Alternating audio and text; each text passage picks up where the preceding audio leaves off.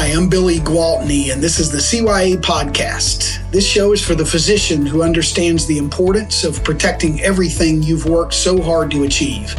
Each week, I'll bring you tips and advice to help you cut through the clutter and misinformation and show you exactly what you need to preserve your income and way of life.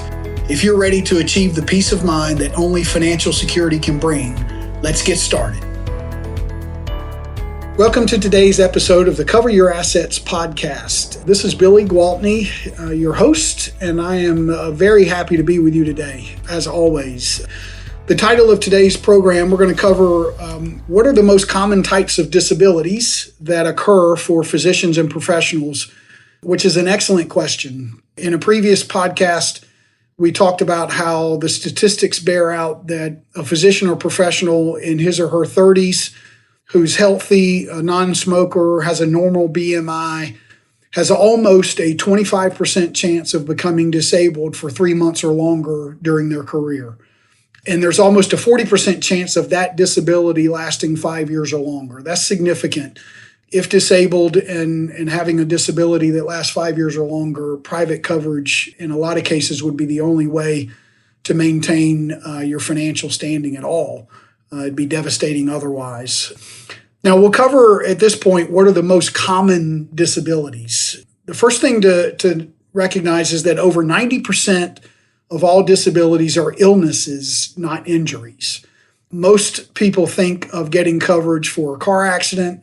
Surgeons will occasionally refer to disability insurance as hand insurance in case they cut off a finger or hurt a finger or what have you. And while those things can certainly happen, and it's wise to have coverage for accidents and for injuring hands and fingers, the vast majority of disabilities are illnesses. And those statistics show that musculoskeletal disorders account for 29% of disability claims that last longer than 90 days. Cancer accounts for 15%. Pregnancy complications from pregnancy account for almost 10%, 9.4%. Mental health issues, including depression and anxiety, account for 9%.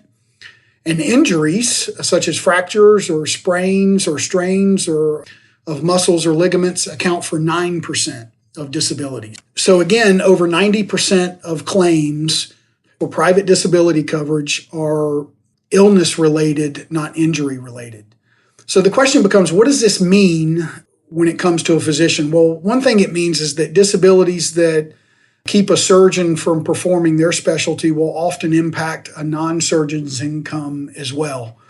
I do get asked by non-surgical specialties about, hey, I could do my job from a wheelchair. I could do my job from anywhere. So why isn't disability insurance important for me?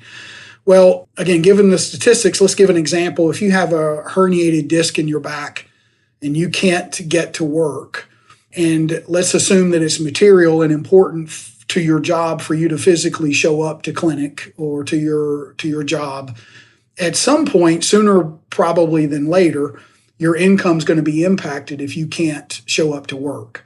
And so the question becomes, is that something that you would want to have covered? A group disability policy or non-specialty disability policy, if you can't get to work but you're otherwise healthy, is that considered to be disabled? Well, that can be muddy pretty quick.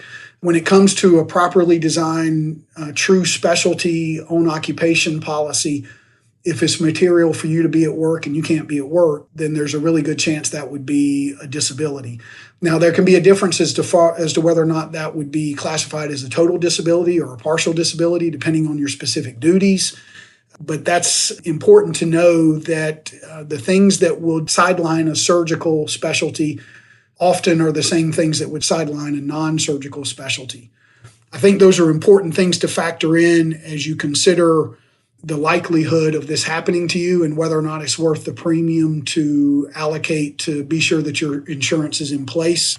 The other thing to factor in as important is that the disability doesn't have to last to age 65 for it to have devastating financial impact. Again, if someone has to go a 5-year period or a 10-year period or even a 1-year period without their income coming in while the expenses continue to come in. And statistically, expenses typically go up during a claim for medical costs and those kind of things.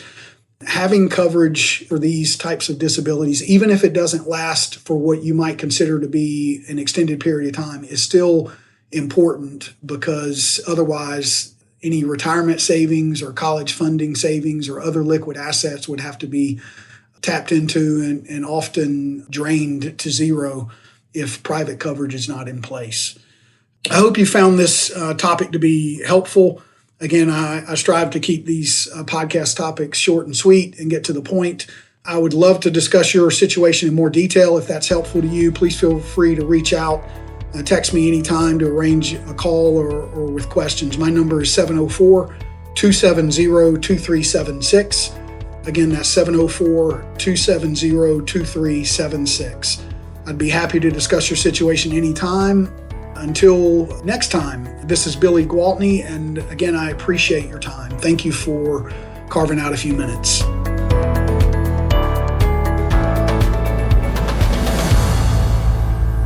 This is thepodcastfactory.com.